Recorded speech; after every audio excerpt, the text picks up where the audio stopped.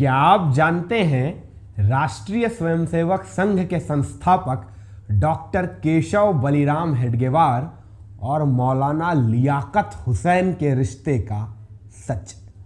नहीं, हम तो इस दास्तान के भीतर आपको केशव और मौलाना लियाकत हुसैन के रिश्ते का वो सच बताएंगे ही, मगर सवाल ये है कि क्या आपको इसके बारे में पहले से पता था? बिल्कुल वैसे ही जैसे क्या आप आज के पहले ये जानते थे कि आज जिस संगठन का नाम राष्ट्रीय स्वयंसेवक संघ है उसका नाम पहले जारी पटका मंडल हुआ करता था। अब जारी पटका मंडल नाम किसने रखा था और वहां से राष्ट्रीय स्वयंसेवक संघ नाम किसने रखा, उसके पीछे की क्या दिलचस्प कहानी है, ये सब हम बताएंगे इस दास्तान के भीतर। मगर सवाल यही है कि क्या आपको ये बात पहले से पता थी? बिल्कुल वैसे ही जैसे क्या आप आज के पहले ये जानते थे कि संघ के संस्थापक डॉक्टर केशव बलिराम हेडगेवार का एक सीक्रेट नाम कोकेन भी था। अब वो नाम किसने रखा और उस नाम के जरिए एक रिवॉल्वर और फिर उन सैकड़ों हत्याओं की वो कहानी क्या है, ये हम बताएंगे इस दास्तान के भीतर। मगर सवाल यही है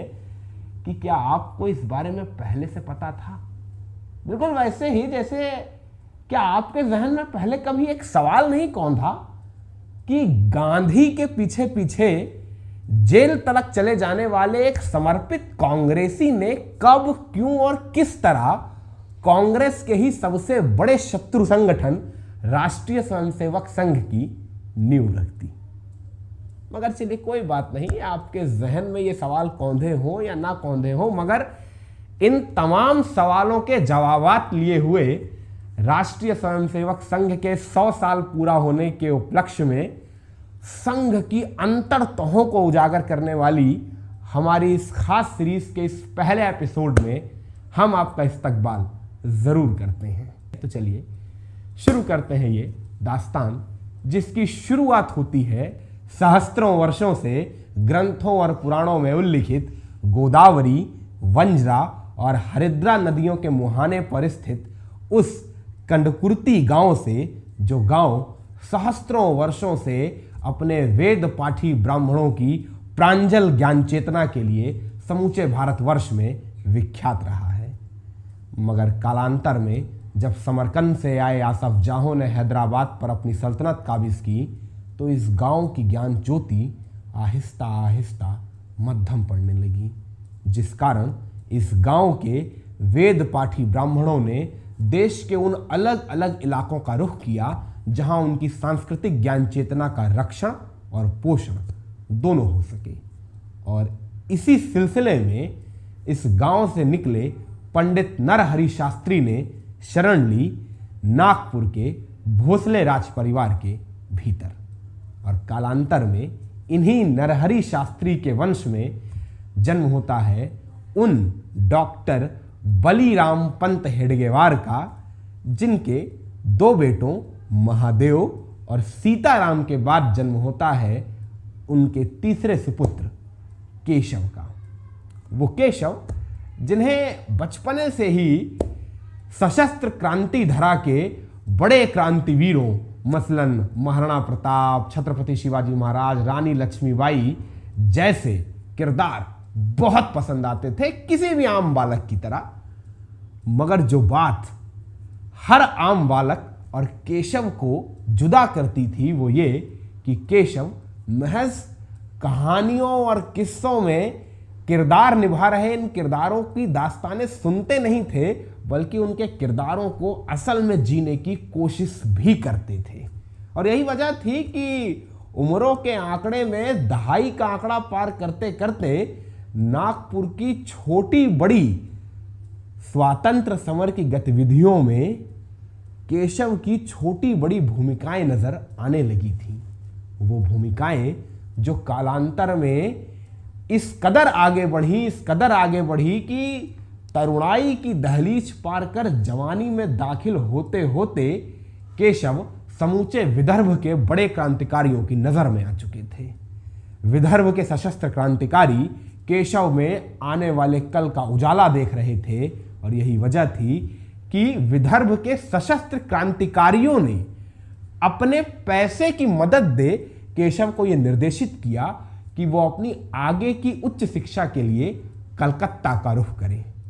हालांकि इसके पीछे विदर्भ के सशस्त्र क्रांतिकारियों का अपना एक मनोयोग भी था। वो चाहते थे कि केशव कलकत्ता में पढ़ाई के साथ साथ बंगाल के यूथ क्लबों और अखाड़ों में पनप रहे गरम दलों या श्री अरविंद की अनुशीलन समिति जैसे संगठनों के सहारे बंगाल की सशस्त्र क्रांति के वो ककहरे सीखे जिन ककहरों के सहारे आने वाले वक्त में विदर्भ के सशस्त्र क्रांतिकारियों की सहायता संभव हो सके। और केशव ने कलकत्ता जाकर हूबहू ऐसा ही किया। कलकत्ता मेडिकल कॉलेज में मेडिकल की पढ़ाई में दाखिला लेने के साथ साथ बंगाल के यूथ क्लबों और अखाड़ों में पनप रहे गरम दलों के राष्ट्रवादियों के साथ न सिर्फ अपने ताल्लुकात बनाए बल्कि बंगाल में चक्रवर्ती जी और मौलाना लियाकत हुसैन जैसे दोस्तों के साथ मिल बंगाल की सशस्त्र क्रांति में कई अभिनव योगदान भी दिए। शायद आपको आज के पहले इल्हाम ना रहा हो कि डॉक्टर केशव बलिराम हेडगेवार ने कलकत्ता में अपनी पढ़ाई के दौरान सशस्त्र क्रांतिकारियों के लिए भूमिगत होकर हथियारों की आपूर्ति भी की है। और हथियारों की आपूर्ति करते वक्त बंगाल के सशस्त्र क्रांतिकारियों ने ही केशव को एक कोड वर्ड नेम दिया था, कोकेन। वो नाम जो जल्द ही बरतानिया हुकूमत की फाइलों में दर्ज हुआ सशस्त्र क्रांतिकारियों को रिवॉल्वर मुहैया कराने वाले सबसे बड़े चेहरे के तौर पे। वो चेहरा जिसे अपनी गिरफ्त में लेने के लिए बरतानिया हुकूमत ने एड़ी चोटी का जोर लगा दिया, मगर उसके हर प्रयास विफल साबित हुए। चूंकि केशव के पास मौलाना लियाकत हुसैन जैसे वो दोस्त थे जो केशव तक पहुंचने से पहले बरतानिया हुकूमत का हर वार अपनी छाती पे ले लिया करते थे। और केशव भी मौलाना लियाकत हुसैन को बहुत मानते थे। एक दफ़ा मौलाना की तबीयत खराब हुई तो केशव 2 महीनों तलक लियाकत हुसैन के बिस्तर के बगल से उठे तलक नहीं थे। 2 महीनों तलक केशव ने खूब सेवा शुश्रूषा की थी मौलाना लियाकत हुसैन की। ये पक्की दोस्ती मौलाना और केशव की कलकत्ता के दिनों में पनपी थी और ताउम्र साथ रही। वैसे केशव के स्वातंत्र समर के इन कारनामों को सुनते सुनते ये भूलिएगा नहीं कि कलकत्ता में केशव को इन सशस्त्र क्रांति की गतिविधियों के साथ साथ अपनी पढ़ाई पर भी ध्यान देना था, जो ध्यान केशव ने बखूबी दिया। एक साथ सशस्त्र क्रांति की इन गतिविधियों और अपनी पढ़ाई दोनों का सामंजस्य बिठाते हुए केशव ने बरस 1916 आते आते कलकत्ता से अपने मेडिकल कॉलेज की पढ़ाई पूरी कर वापस नागपुर का रुख कर लिया और अपने बचपन के शहर में डॉक्टरी की प्रैक्टिस करने लगे। और जाहिर सी बात है, जब केशव ने डॉक्टरी को एक पेशे के तौर पर चुन लिया तो अब सशस्त्र क्रांति की उन गतिविधियों में उस तरह से हिस्सा तो नहीं ले सकते थे केशव। और तब तक प्रथम विश्व युद्ध के बाद उपजी नई परिस्थितियों में देश के भीतर सशस्त्र क्रांति की लौ आहिस्ता आहिस्ता मध्यम पड़ती जा रही थी और स्वातंत्र समर के यज्ञ में आहुति देने के लिए भारतीय राष्ट्रीय कांग्रेस सबसे बड़ा विकल्प बनती जा रही थी। और यही वजह थी कि नागपुर में डॉक्टरी की प्रैक्टिस करते केशव ने भी भारतीय राष्ट्रीय कांग्रेस की सदस्यता ले ली। चूंकि केशव को तो स्वातंत्र समर के इस महायज्ञ में अपनी आहुति अर्पित करनी थी, रास्ता कोई भी हो, सशस्त्र क्रांति ना सही तो कांग्रेस ही सही। और तकदीर ने भी इस रास्ते में केशव का साथ दिया और जल्द ही केशव को लोकमान्य तिलक का वरद हस्त हासिल हो गया, जिस वरद हस्त के चलते बहुत कम वक्त में ही केशव को विदर्भ कांग्रेस के भीतर कई छोटी बड़ी सांगठनिक जिम्मेदारियां मिलने लगीं, जिन जिम्मेदारियों का केशव ने इतने बेहतरीन ढंग से समायोजन किया कि जल्द ही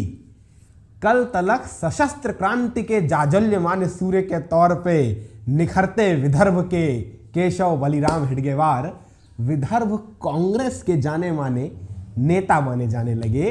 और इतने बड़े नेता माने जाने लगे कि जब वर्ष 1920-21 के कालखंड में गांधी के आंदोलन में हिस्सेदारी देने के चलते केशव को कारावास की सजा सुनाई गई, तब केशव की बैरक के बाहर स्वयं पंडित नेहरू ने आके रैली की थी।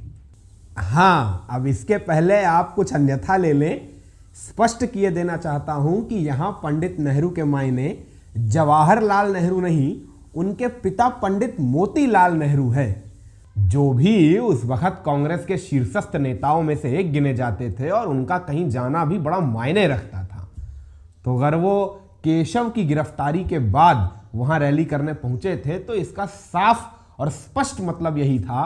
कि केशव कांग्रेस आला कमान की नजर में एक चमकते सितारे के तौर पे थे। तो सवाल यही उपजता है कि अगर केशव और कांग्रेस के बीच इतने मधुर मधुर नाम संबंध थे कि केशव को कांग्रेस में तवज्जो भी मिल रही थी, काम करने का अवसर भी प्राप्त हो रहा था, नई नई जिम्मेदारियां भी मिल रही थी, आला कमान की नजर में भी थे केशव, तो आखिर ऐसा हुआ क्या कि केशव को कांग्रेस से किनारा कर अपने लिए एक नए संगठन की नींव रखनी पड़ गई? तो अब इस क्या हुआ का जवाब ढूंढने बैठेंगे तो कहानी बहुत लंबी हो जाएगी, मगर मोटा माटी आप इतना समझ लें कि खिलाफत आंदोलन के मसले पर कांग्रेस के समर्थन का फैसला वो पहला बीज बिंदु बना था जहां से केशव और कांग्रेस के बिगड़ते संबंधों का वो सिलसिला शुरू हुआ, जो सिलसिला आने वाले वक्त में लोकमान्य तिलक की मध्यस्थता के अभाव में लगातार बढ़ता ही चला गया और इस ताबूत की आखिरी कील ठोकी बरस 1923 के उन नागपुर दंगों ने, जिन नागपुर दंगों में कांग्रेस के मौन ने केशव के दिल में शोर कर दिया था, केशव को मजबूर कर दिया था ये सोचने पर कि उन्हें हिंदू हितों के लिए कांग्रेस से किनारा कर किसी और सियासी तंजीम की सरबराही पकड़नी होगी। और अगर गौर करेंगे तो ये समूचा वाकया जिस कालखंड में घटित हो रहा था, उस कालखंड में हिंदू हितों का पर्याय पुरुष वहीं केशव के बाजू में निवास कर रहा था, यानी रत्नागिरी में अंग्रेजों की नजरबंदी में रह रहे स्वातंत्र वीर सावरकर वहीं मौजूद थे। तो जाहिर सी बात है सबसे पहले विकल्प के तौर पर केशव के जहन में भी सावरकर की सरबराही ही आई। केशव ने कांग्रेस से किनारा कर वीर सावरकर की हिंदू महासभा की सदस्यता ली, मगर जब केशव ने हिंदू महासभा में रह के काम किया और वीर सावरकर की विचारधारा को जरा करीब से जाना, तो केशव सावरकर के उस उग्र, तीव्र और तीखे हिंदुत्व से मुतासिर हुए नहीं। उन्हें समझ नहीं आई सावरकर की विचारधारा, मगर अब कर क्या सकते थे, चूंकि कांग्रेस से तो पहले से ही किनारा कर हिंदू महासभा की सदारत में आए थे और अब यहां पहुंचकर समझ आ रहा है कि सावरकर भी उनकी विचारधारा की अगुवाई नहीं कर रहे हैं। तो केशव को कोई और विकल्प समझ आया ही नहीं सिवाय इसके कि वो अपनी विचारधारा की अपनी तंजीम खुद ही बना ले। हालांकि ये फैसला उस दौर में बड़ा मुश्किल था, मगर केशव ने एक दफा ठान ली तो ठान ली। और इसी के बाद 27 सितंबर बरस 1925 के रोज विजयादशमी के अवसर पर अपने एक पुराने कांग्रेसी मित्र अप्पाजी जोशी के साथ मिलकर केशव ने बनाया अपना खुद का संगठन। जरा गौर करें हमारे लफ्जों पे, मैंने अपना खुद का संगठन कहा है, राष्ट्रीय स्वयंसेवक संघ नहीं, क्योंकि केशव ने उस वक्त अपने इस संगठन का कोई नाम रखा ही नहीं था। केशव को ऐसा लगता था कि ये कोई लोकतांत्रिक व्यवस्था नहीं बनती है किसी दल की, कि किसी एक व्यक्ति ने कुछ नाम रख दिया और अब बस बाकी के लोग उसी एक नाम को अपनी सियासी तंजीम मानते चले जाएं। केशव को ऐसा लगता था कम से कम 10, 20, 50 लोग तो हों जो अपने साझा मत से इस संगठन का नाम रखें। और यही वजह थी कि शुरुआती दौर में केशव और अप्पाजी जोशी ने साथ मिलकर बिना नाम के इस संगठन को आगे बढ़ाया, सिर्फ और सिर्फ अपनी विचारधारा और अपने प्रभाव का सहारा ले। और जब करीब 6 महीना 1 बरस की मेहनत के बाद 50-100 लोग हो गए, तब केशव के इस संगठन के नामकरण की प्रक्रिया शुरू की गई। एक बैठक बुलाई गई जहां सभी सम्मानित सदस्यों के साथ मिलकर इस संगठन के नामकरण पर विचार विमर्श किया गया और एक लंबी चर्चा के बाद केशव के संगठन के लिए एक नहीं, दो नहीं, तीन नाम सामने आए। पहला नाम था भारतोद्धारक मंडल, दूसरा नाम था जारी पटका मंडल और तीसरा नाम था राष्ट्रीय स्वयंसेवक संघ। शुरुआती दौर में तो जारी पटका मंडल नाम अधिकांश लोगों की पसंद था, मगर जब केशव के इस संगठन के राष्ट्रीय पटल पर भूमिकाएं निभाने की बात सामने रखी गई तो सभी को इस संगठन का नाम राष्ट्रीय स्वयंसेवक संघ रखना मुनासिब लगा और इसी के बाद अपनी स्थापना के 1 वर्ष बाद सही मायने में अस्तित्व में आता है राष्ट्रीय स्वयंसेवक संघ, जिसे सही मायने में परवास तब मिली जब विदर्भ के तरुण स्वयंसेवकों ने शाखा के संस्कारों को आत्मसात कर उसका बीज ले कामकाज और पढ़ाई के सिलसिले में देश के अलग अलग इलाकों में प्रवास किया। क्योंकि वो जहां कहीं भी गए शाखा के संस्कार और शाखा दोनों को अपने साथ ले गए। और संघ के एक ऐसे ही समर्पित स्वयंसेवक हुआ करते थे प्रभाकर दानी, जो नागपुर से पढ़ाई के सिलसिले में बनारस हिंदू विश्वविद्यालय आए हुए थे। और जैसा कि मैंने कहा, संघ का हर समर्पित स्वयंसेवक जहां कहीं भी गया शाखा के संस्कार और शाखा दोनों को अपने साथ ले गया। तो प्रभाकर दानी ने भी